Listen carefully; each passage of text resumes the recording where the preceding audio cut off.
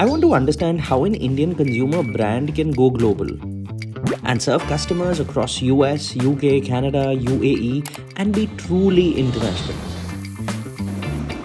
To understand this, I decided to meet with Akshay, who is the co-founder of Shiprocket. Does it all start here?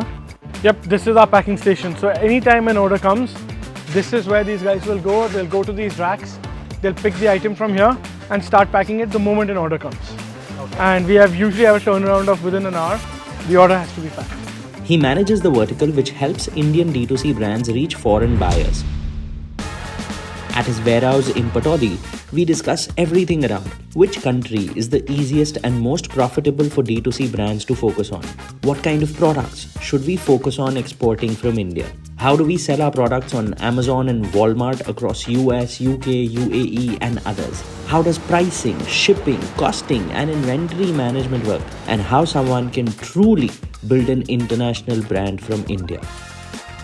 This is Founder's Office with Sarthak Ahuja.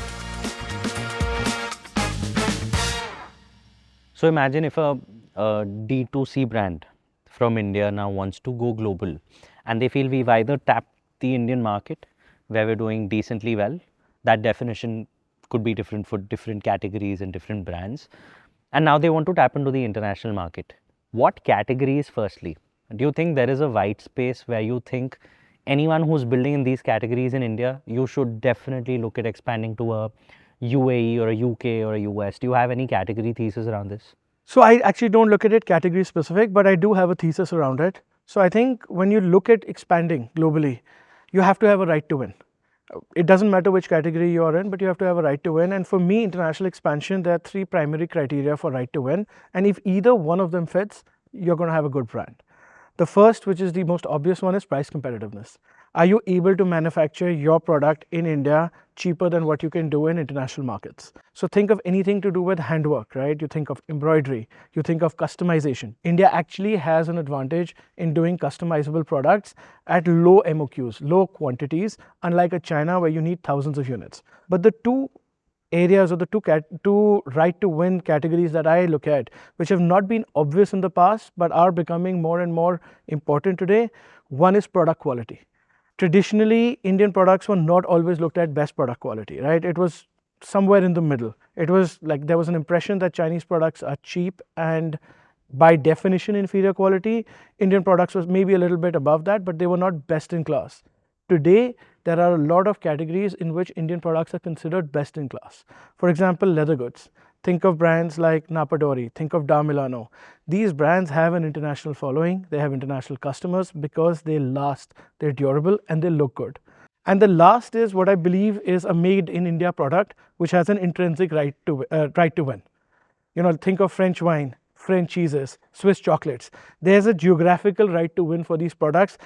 Most people will not care what the brand on the chocolate is if it's Swiss chocolate. By definition, the perception is it will be good. The beauty is now you have product categories in India which also have this intrinsic perception. Think of Ayurvedic products, right? Yeah. It's my favorite category to look at. By definition, an Indian brand has a complete right to win for an Ayurvedic product because Ayurveda is almost a domain of India, right? Yeah. That's what we've taken to the world. Think about health and wellness, anything to do with yoga, anything to do with, traditional medicine, have a right to win there. Sure. So let's understand from a category perspective. You said there's Ayurveda, there's leather, maybe a few other products. And typically when you speak to a lot of D2C founders who are exploring on entering a category, they all tend to feel that literally every category is now so crowded. They'll say there are so many people who are doing Ayurveda now. Do you think someone can build a differentiator around saying, okay, I've not tapped deep or penetrated deeper into the Indian market, but maybe the global market could be not as crowded? Is that a strategy you would recommend to someone that say build for the US customer from India or build for the German customer from India? Or would you say first, let's just do India, test your product and your product love here and only then think of expansion? So I actually think you can very much, like you build software in India for the world, you can also build products in India for the world. I don't think you have to have a market in India to be able to succeed in global markets. And by the way, the preferences of consumers in the Indian market versus international markets tend to also be different. So for example, ashwagandha. Ashwagandha is a massive category in the US. absolutely massive, highest selling product that we see in Ayurveda in the US. And not as much in And India. in India, it tends to be stuff more like Shilajit, right? So again, very different way of marketing, right? Shilajit is marketed in a certain way in India, Correct. whereas Ashwagandha is health vitality in the US. But you don't have to build for India to build for the world. But if you're building for India and your product is not successful, I think you have to be very careful in not jumping to the conclusion that the product doesn't sell in India and we'll be able to sell it in the US, because there might be an intrinsic issue in the product. Your product might not just be very good. But even in terms of, say, you mentioned ashwagandha, do you think it's because some fitness influencers on TikTok made it popular and it just took off, and it could be a matter of luck for certain companies to have ridden that wave, where they rode that wave and it just worked out? But the amount of education it would take for an Indian entrepreneur to educate a foreign market on a natively Indian product is going to be so much higher. So the gestation period or the capital and cracking influencer marketing there is going to be much, much longer. Do you think that's true? No, absolutely. And I think market making is very expensive.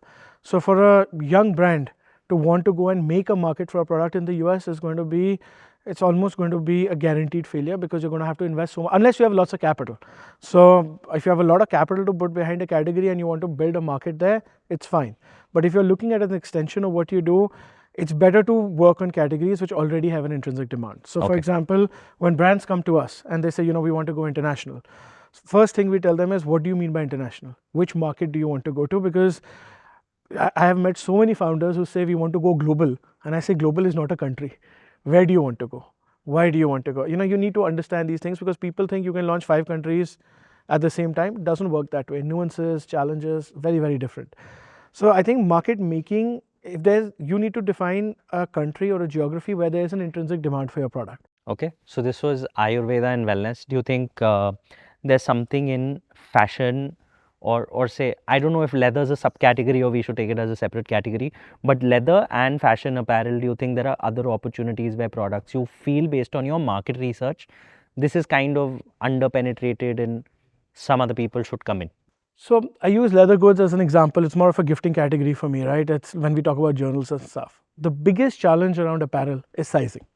So now when you think about going international, you have to understand that returns are an important aspect of any category like fashion and footwear, for example. If you're not willing to have inventory overseas, if you're a brand which is shipping from India, and if a product gets returned, it needs to come back to India, it's next to impossible to be able to get it back. It's not that the laws don't allow it, but the practical implementation of how this works is you will most likely have to destroy the product in the destination country if it doesn't get delivered or if the customer doesn't like it. So then depending on how you are selling, if it's through a marketplace like an Amazon or a Walmart, they will handle this for you. But if you're doing it in a D2C perspective, you have to have a robust operation for returns to be able to function in the apparel category. It is probably the one category that we advise our customers to stay away from unless it is free sizing. So stuff like scarves, shawls, stoles, there's not a sizing issue. Right? But even when you talk about fashion and you talk about Indian handmade products, for example, scarves which have indigo dyes. Now, the problem that we've seen when we worked with consumers is that these products photograph differently, and often because it's a natural process, for example, of an indigo dye, it can look very different. I shouldn't say it looks every time, but it's a natural process. There will be variations. So a customer, when you're buying online, you're buying a picture essentially. You've not seen the product. It comes, even if it's a 20% difference in the deepness of the indigo, they may want to return it. So natural handmade products, again, they have that challenge where customers will say, it's not what I saw, I want to send it back. So returns are unfortunately a very important part of the supply chain that you have to look at when you're looking at apparel and footwear. But when we talk about free sizing, we talk about some of these categories like shawls, stoles, scarves, absolutely. Huge demand. Home decor, by the way, massive category that we have not spoken about yet. And you would say like throws, bed sheets, whatever it may be, like pillow covers, cushions. And even like we have this little table here. This is not going to be very expensive to ship because it looks like it's mango wood, but if this was a pure wooden product, it would probably not be viable because the cost of shipping would be very high. Given that it's a small piece of wood with brass or metal, it'll be lighter to ship. So stuff like this as well, again, takes a more Western design. It takes a more Western sensibility. You're able to sell this. So are there other marketplaces that you would recommend? Let's say someone who's entering into, say, occasion wear and they want to enter. What do you think would be your recommendation on the strategy? I think when you talk about occasion wear, there is a shift in the market. There were the multi-brand stores and there are the designers, right? At a certain price point, the customer wants to go direct to the designer. They Correct. don't want to do the multi-brand.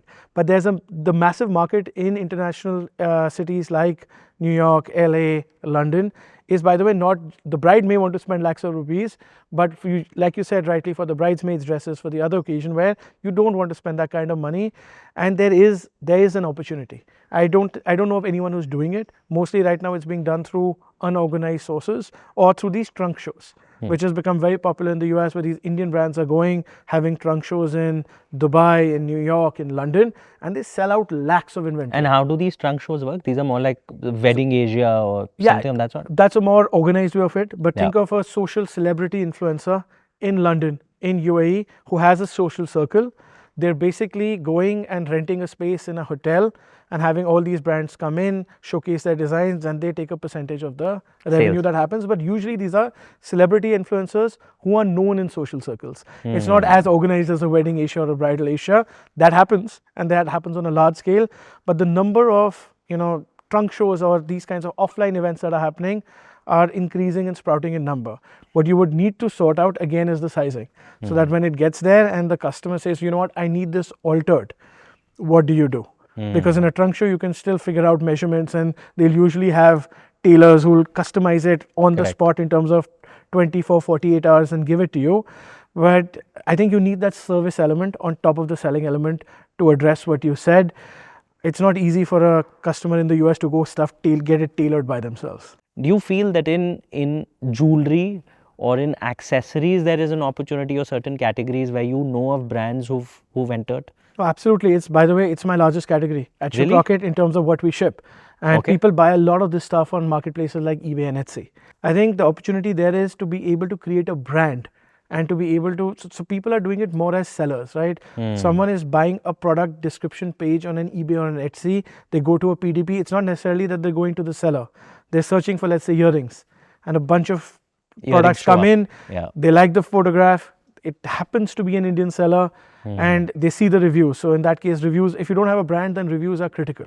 If you're able to provide that niche in terms of a good brand, good quality, good design, you definitely will be able to succeed here. I don't think there's any market making needed. So is there like a category to geography matching or mapping that you've made, where you say something like artificial or semi-precious jewelry, if you want to start, might as well target US or Canada or UK or UAE first? Similarly for Ayurveda. So do you have like a strategy that you recommend based on the category? Absolutely. And the strategy is actually based in fact. It's not based, so it's based in fact and of obviously the experience that we've had over the last 3 years in helping brands go global.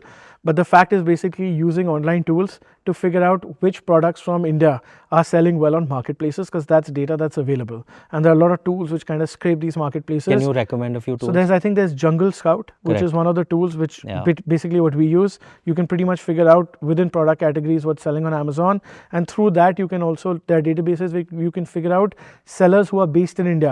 What are they selling? So I have two questions here. Firstly, based on all the portfolio that you ship outside of India, what is the ranking of the country that you would say typically applies to most people? That would you say US is the largest, or then comes UK, then comes Canada? How is it like, so that someone who doesn't want to do that much analysis will at least have like some thumb rule for now to take back? So the US is a no-brainer. But the US is also the most competitive market, it's the most crowded market, it's the most expensive market. But in certain cases, you might decide, for example, to do the UK or the UAE next. And the UAE tends to be the third market because it's easier access, right? Not necessarily because it's much bigger, but then it's Australia and Canada. Canada actually ranks last for us here because the compliance requirements for Canada are even higher than the US. You know, somehow for Canada, I also thought if you look at the amount of remittance that comes from outside of India to India, and you map that to the population, a lot of remittance comes from the US, it comes from UAE, it comes from UK, it comes from Singapore. But when you look at Canada, it's actually negative, like a lot of money going out from India to Canada, which is why economically also when you look at it, I somehow tend to feel that all the premium D2C brands, maybe Canada should not be your place of preference, because the kind of people who've gone lately are a lot of students who've taken loans. So their propensity to consume like premium products is probably not there. Have you seen that in data somewhere? That's probably true. By the way, that's the nugget of information I've learned today. I didn't realize Canada was a negative remittance country. Yeah. And students is probably the reason why that's the case. But sir, there are 4 or 5 factors that we look at. The biggest factor that makes Canada rank lower is the compliance requirements for us. So by itself, it becomes a much harder country to crack. So we're not seeing a lot of brands, Indian D2C brands, become successful there. It's usually a lot of products that are selling are not really brands. It is like Indian specific categories of products where there's a certain demand. For example, you mentioned students. One of the big categories that goes to Canada is books, right? Books which are published in India might be cheaper than books which are published in Canada because of royalties, etc. So a lot of students are buying books. So a lot of products that we see are homeopathic and Ayurvedic products. Again, there's a demand for it intrinsically because they're coming from India.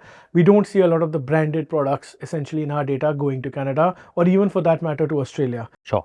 So in terms of emerging markets, do you think Saudi could be something that Indian brands should focus on? Because somehow with all the infra spend, and I feel immediately after the UAE, that's one country where a lot of Indians have not had visa troubles to get into. How do you look at that at the moment? Do you think it could be upcoming in the next 2 years? It is, again, very complex market, very opaque market. Distribution is very much almost the only way to be able to succeed in that market today. Because And when you say distribution, that's offline. that's basically, it could be offline or online, but it's finding a local partner. So when I say distribution, it's finding a local partner who can get you in there. It is still incredibly challenging to enter that market. Okay. The other market which came out very positively was continental Europe, right? Based out of either Germany or Amsterdam. The reason we chose not to do that was because cultural differences. For us, it was not about taking Shiprocket as an international expansion. It would be building a new Shiprocket. Then we looked at places, the 2 most promising countries were Indonesia and Saudi Arabia actually, which came out in terms of the data. Indonesia, we chose not to go because in our business, razor thin margins, highly competitive. Correct. Saudi, there were better margins and not as competitive. Now, I think now that we've discussed countries and categories, I want to go deeper into what kind of compliance is required and how much it costs to enter the US, UK and UAE. So we'll stick to the top 3 geographies. Can you help me with, and when you talk about it, let's talk about FMCG, personal care, and maybe like apparel and accessories. Absolutely. So when we talk about compliance, personal and healthcare, health supplements and personal and beauty care will be the 2 categories which will have the highest level of compliance in any of these countries, because it's someone who is either putting the product Either in a topical or oral. or ingesting it, right? Correct. So there are health risks associated with this. Correct. There are also surprisingly compliance requirements on apparel, etc., where labeling on fire and all of this has to be there, which is something I was not aware of till 6 months ago when one of our customers had an issue. But they're less stringent and it's easier to get through those requirements. But I think the cost of compliance, especially in health and personal care and health supplements and personal and beauty, is high. When you're drop shipping from India, the compliance requirements are less than if you're storing the product domestically in the country and then selling it. Okay. Because you can drop ship the product from a packaging perspective as long as you have all the compliance requirements, as long as there are no health claims made on the product. You're not saying that we will cure this disease, right? Improves vitality is a claim you can make. I will reduce your sugar levels is not a claim you can make, right? Okay. So because that's a medical claim that you're saying. So in those cases, the biggest cost that comes in is one, going with an agency or a partner who can help you figure out for that product category and specifically at a SKU level, what are the compliance requirements? And I'll give you specifics here. It can cost anywhere from $10 to $100 per SKU. In the US. I'm talking about personal care and pretty much for any product category that you want to go to. $10 to $100 per SKU, per SKU product. is what it can cost But you. it's a one-time cost for you to Absolutely. get done with the compliance. And when we talk about compliance, it's a registry or taking like a license or a certification that this product is good to go, and getting done with the what is to be written on the labels and getting an approval of that. Is But there's this no what it means? there's no certification or registry. It is just the latter half where you're working with a consultant who is telling you this is what you need to do to comply with, for example, US laws. Okay, It's so- a consulting service essentially. Okay, so it's just professional fee that you pay. Correct. But you don't need a, like in India, you have an FSSAI number. Yeah. There are those numbers in registrations too, right? So it'll depend. So for example, you don't really need FDA approval for every product that you are selling. Then in most cases for these products, you will not need FDA approval. Okay. And that's where the consultant comes in, right? It's $10 usually per SKU to be able to identify. They will come and tell you these are all the approvals you need. And then if you tell them, okay, now help me get these approvals and help me, for example, change my packaging to be compliant with this, that's when you're paying $100. Okay. The $10 is for the information and the knowledge, and then you're on your own to solve it. Okay. $100 is usually to help you to solve it for you.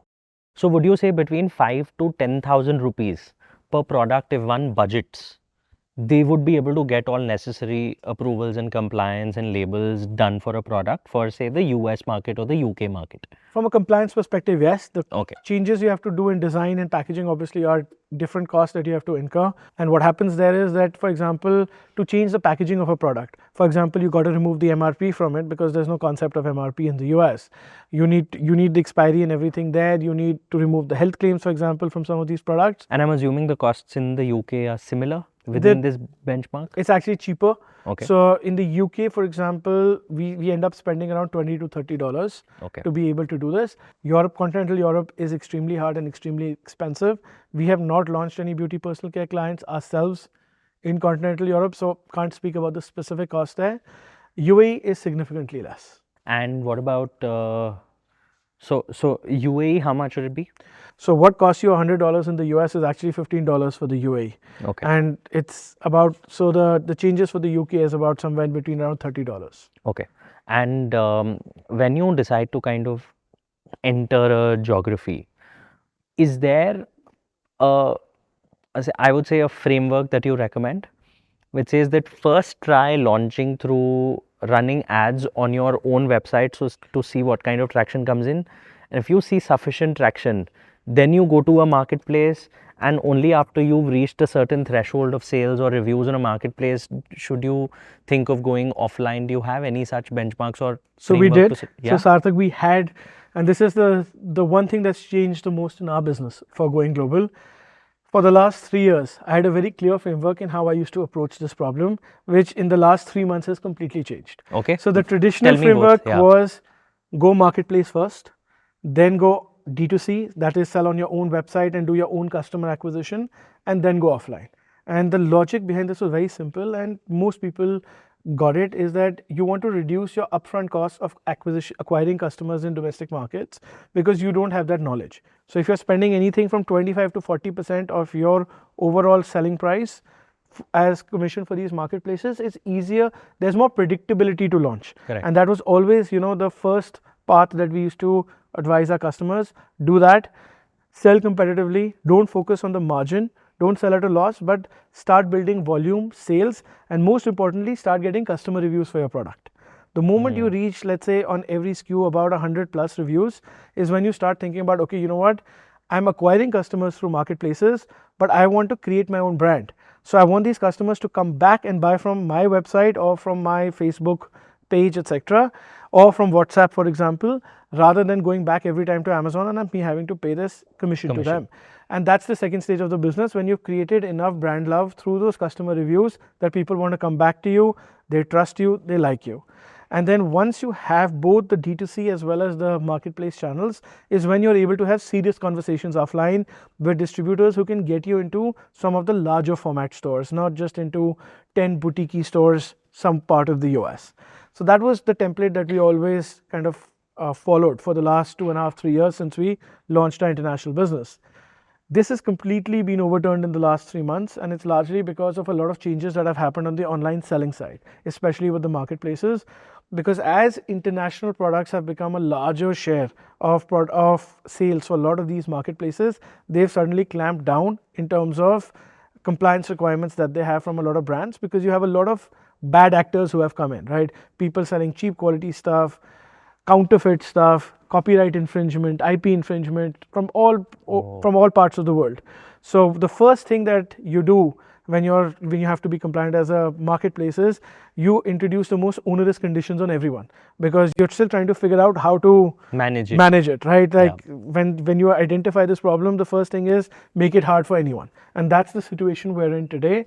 That even a lot of brands and entrepreneurs who are fully compliant are just finding it incredibly hard to either get listed or the products are getting delisted. So while these marketplaces figure it out, either you put your brand on hold, but there is an easier solution today that while this has happened on the marketplace side, the platforms like Meta and TikTok have made it easier than ever and actually cheaper than it was historically to be able to acquire customers through automated algorithms that they have. And especially this influencer marketing aspect, which has now become very, very viable. You can actually do influencer marketing with someone with anywhere from 40,000 to 100,000 followers for less than $1,000 for a month. Okay. Right? That figure was probably $10,000. That's almost like India rates on follow account. Yeah, because these people, again, AI has made it so easy for them to be able to create content. So now the playbook for us is, yes, still try marketplace first, but if marketplaces are becoming a roadblock for you right now to list, go D2C first. Okay, perfect. So say now if a D2C brand has to go global, as they come and tell you, what is the exact step or process that you recommend they should do in terms of geography identification, pricing, compliance? How much time does it take? How much does it cost? How much inventory should they set aside? And who are the different players in the ecosystem they will have to be in touch with to make this happen? And I know you do it at Shiprocket X, but imagine Shiprocket X did not exist as a service. There are probably going to be different enablers doing different parts of this entire value chain. So typically, what does it look like? So absolutely. So I'll answer the first part of the question first in terms of when a brand wants to go global, right? It's usually a 3-month exercise for them to be able to come to a conclusion of, okay, first, this is the geography we want to sell in. Number 2, figuring out supply chain costs. Whether you use a Shiprocket or you use a DHL, a FedEx or any other partner, you need to get costs from all these partners. You might choose to use a combination of these depending on the value of your product. If it's $100 plus, you might want to use an express service which gets your product there in 3 to 4 days versus a Shiprocket X type of service which will take 6 to 8 days. You work with compliance partners. By the way, whether you work with them directly or you work through an enabler platform like us, we will also work with these people at the back end. Then you need to figure out how you take your product online. For example, you have identified you want to sell your product in the US on Amazon.com. You need to approach either an enabler like us, or you need to go to the Amazon global selling team, or to the eBay selling team if you want to sell on eBay and get your product listed there. Then you need to figure out the graphics, the A+ content and the graphics that Amazon has as a requirement. A lot of times you may not have that for your own D2C website. So you will have to speak to a content agency to be able to get the words and the pictures in line with what actually sells on Amazon. Okay. And then the last step is figuring out your advertising and marketing. Do you want it to be an organic launch, or would you rather work with an agency to do Amazon advertising, Meta, etc.? Even though your Meta ads might go back to an Amazon store, so you're going to end up paying the customer acquisition cost as well as the commission, but in the initial days it might be okay because you're trying to build the brand love, you're trying to get the reviews. This entire process, just in terms of identification and getting the listing or the material and the content ready, is usually a 3-month process. Okay. And depending on a product portfolio, let's say of 10 products that you want to take live, one should budget $100,000 investment in the first 6 months. So I'd say with a buffer that's like 1 crore of investment, if you're not coming with, don't focus on going global. You rather work towards building penetration in India. So, but if let's say I have customers who have a $10,000 investment, right? And they want to go global. So what essentially they do is they launch their products. They don't go through any of these processes. They say, okay, we'll try and go through the Amazon.com listing process, and if there's a compliance issue, they will flag it and they might take the listing down. Right? Okay, so explain this to me. What I think most D2C brand owners would do is, first point of doing this is they see Amazon global selling, they'll register on it, they'll select the geography and they'll say, okay, I want to list. Now, what is the process when they do that? So when they do that, let's say you're already selling on Amazon.in. Correct. Right? That's the first thing that you're doing. You have a listing in India already. The Correct. first process is you try to latch that listing to Amazon.com, Okay. which means you take the same listing and it gets replicated. And the beauty is your reviews also carry over. Oh, is it? Right, absolutely. It will Okay. show that these are reviews from an international Indian. listing, Yeah. but they carry over. Okay, In many cases that works, in many categories that works, in every category that does not work. sure. It's the lowest cost of starting a business. The reason why I say $10,000, about 3,000 is going to go into fixed costs, which is actual sunk cost, and about $7,000 you need to keep into advertising, because you will not get traffic on your Amazon.com page unless you invest behind advertising. So $3,000 is what you're saying for compliance and listing? So compliance you're not doing in this case. You're just going to list on Amazon, and if they let it go through, great. Okay, so it's up to you to figure out what is the compliance and ensure all your packaging and everything is compliant with it. Or you take the risk that you get live on Amazon and they take you down a week or a month later. Okay, so it of course makes sense for you to go through the entire compliance process of figuring out who's the right professional in that market, taking their consulting services, ensuring your packaging and your product and your maybe quantity of your packaging and the weight and all of the disclosures around it are done. You take care of it. And when you kind of go to Amazon global selling and you try to do that, they take care of the shipping from India itself and fulfilling the orders there? The moment it gets to an FBA warehouse, they take care of everything from there, but you still have to ship it to them. If you're going through the FBA model. If you're going through the dropship model, then you have to ship every time an order comes in, which is, by the way, the easiest, lowest part, used to be the lowest path of friction to sell online, because your inventory is in your control. You're not putting stuff in the US, and then if it doesn't sell, how do you get it back? All of these challenges are not there. And then even returns, right? Like you can't possibly do anything about it. Absolutely. So you will just have to return the money and then just Destroy the product. Absolutely. And even for that, you have to pay a fee to the marketplace to destroy the product. Oh, really? So it's not just the product you're losing, you're also paying to destroy it, because there's a physical cost for them to... You can't leave it with the customer and say, okay, we're just sending you a replacement and you feel free to destroy the previous one. But it's or not, you're taking like a legal... It's not in your control, right? Because it's Yeah. being bought through the marketplace. The marketplace might tell the customer, keep it and destroy it or do what you want with it, but that's not your decision. The customer might actually physically return the product. It comes back to the marketplace. It's qualified as being unsellable, and then either you keep on paying storage cost on it or you pay to get it destroyed. Got it. Okay. So Amazon global selling is like the easiest, lowest hanging fruit. However, you have to take care of the compliance. You have to figure out whether you want to do FBA and all of this, figuring out whether you're taking the right bet on the right geography with the right advertising is something which is tough for people to figure out, and it takes a little bit amount of time. And when they come to say an enabler like Shiprocket X, since you're doing it with a bunch of brands, you can use that intelligence and make it more efficient for them is what I'm hearing. Okay. So now can you walk me through how the economics or the unit economics for the product changes when someone decides to sell internationally? And maybe you can give me benchmarks which are combined for like a US, UK, UAE, and then if there's something nuanced, we can go deeper into it. Like I can imagine maybe the shipping cost is going to be lower for a UAE than for the US, right?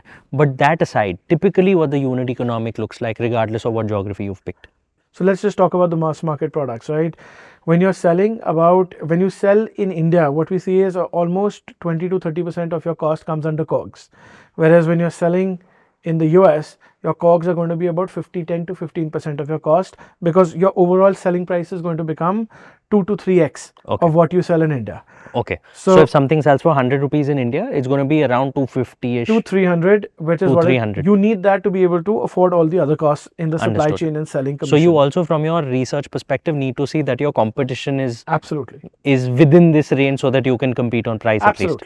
And usually we are able to find product competitiveness between 2.5 to 3x, and usually we find good product competitiveness. It's not just that you're matching the products of the prices of the incumbents, you're actually cheaper in many cases, so that you actually get that adoption. Okay, so let's assume that what was selling for 100 in India is selling for 300 in the US market. Absolutely. Okay? So now your COGS automatically goes down from say 30 to closer to about 10-12%. Yeah. So let's say in that 100 rupees, 30 rupees was your cost of goods sold, which in this case will remain the same. It's just gone from 30% to 10%. Correct. Right? Your supply chain cost for international out of this 300 rupees will probably end up being almost 40%.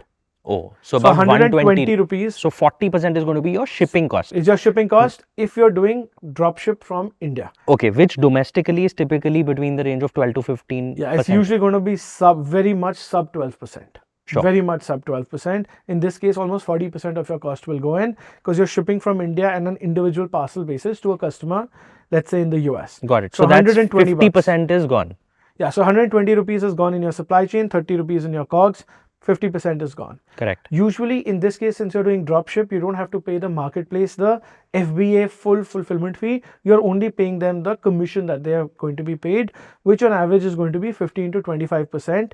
For ease, let's just take 20% as an average. Okay. Because if you do FBA, the entire cost is about 45-50%. Okay. Right? So that means another 20% gone. The business owner is left with 30% margin on the 300 rupee that is selling price in the US. Absolutely. However, we've not taken into account the advertising Absolutely. cost So or you have any 150 fulfillment.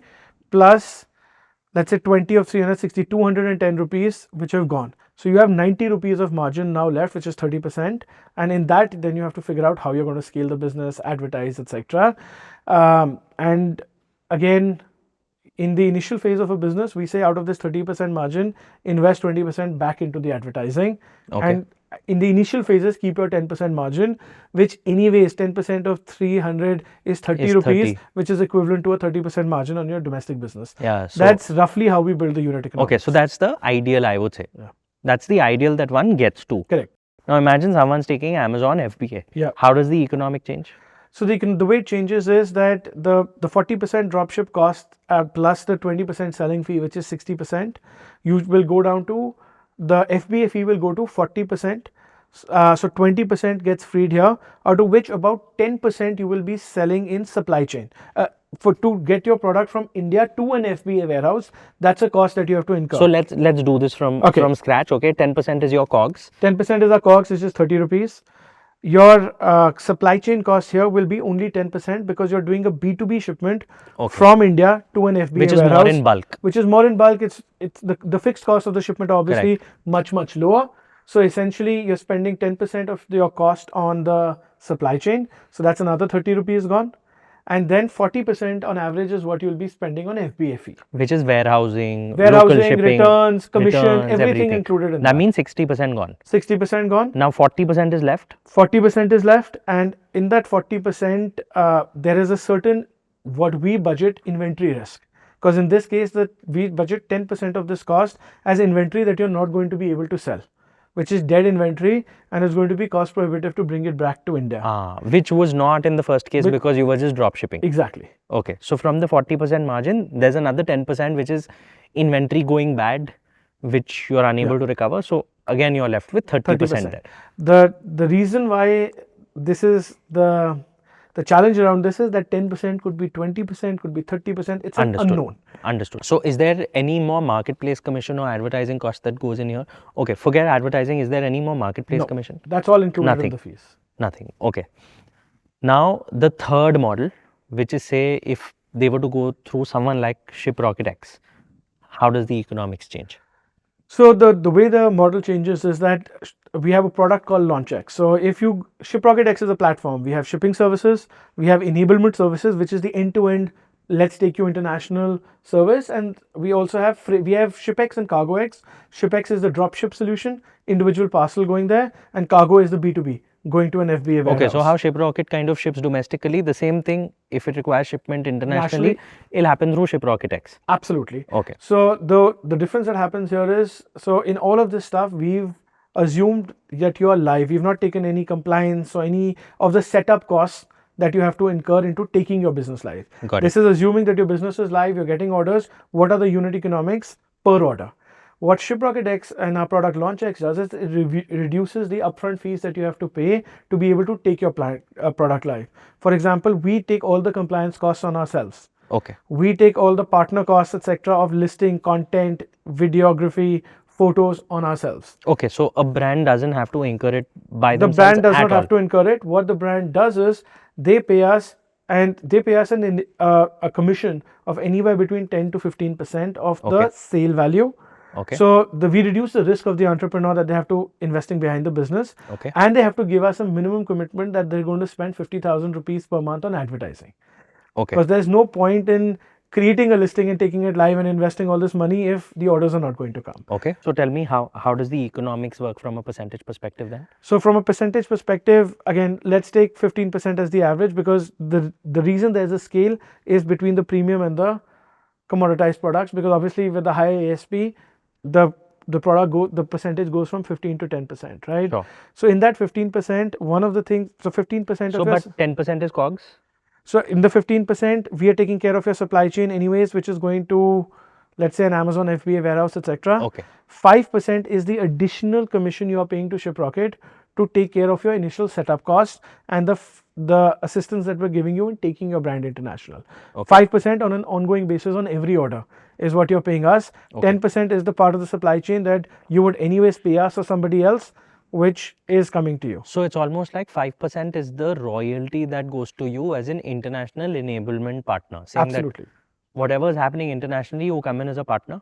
The D2C brand has to invest in the inventory. They have to invest in advertising some amount. You help them reduce the risk through getting done the compliance. You Absolutely. go down the FBA route and you try all these things. You try different marketplaces. And for all of that, you take the 5% extra. Absolutely. So imagine when this happens, the COGS for the 300 rupee product is again at 10%. Correct. Another 15% is what goes into shipping. Shiprocket shipping plus our enablement fees.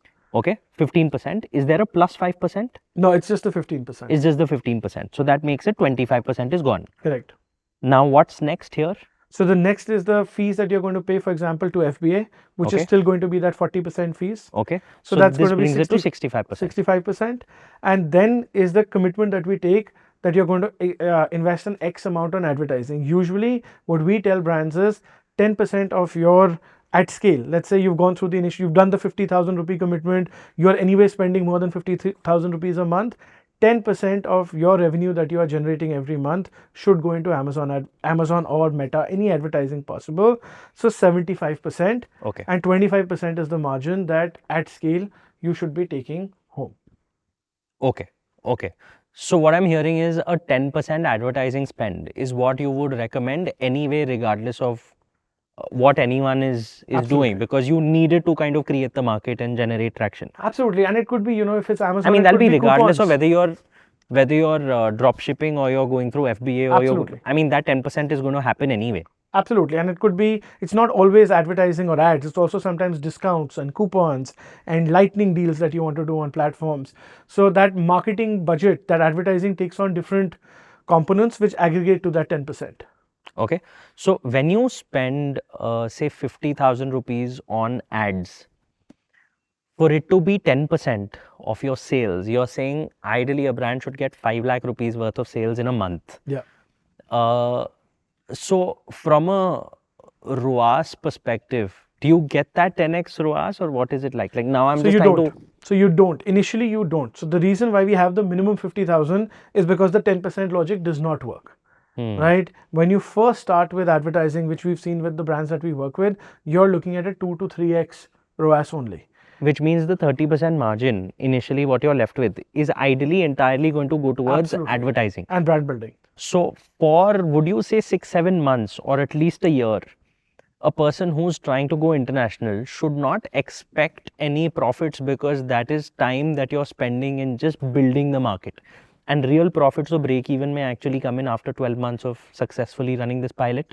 So I would say if you're looking to build a brand, absolutely you hit the nail on the head. If you're looking to just build a business, in which case you will not invest on the advertising, etc., you will just be doing competitive pricing and you will be competing with all the other products on there. I think that business from day one will generate a 30% margin for you. But the moment you want to go into brand building, there's a cost to that. So I also want to come to the point of ROAS, which we were touching upon, which is return on ad spend. So if someone spends about 1 lakh for the sake of simplicity, ideally you're saying what they will be able to achieve is like a 3 lakh worth of sales, like a 2.5 to 3x. 3 lakhs is what we see in the first 6 months. Okay, in the first 6 months. So right from the first month itself, you can expect about 2.5 to 3x of return on ad spend.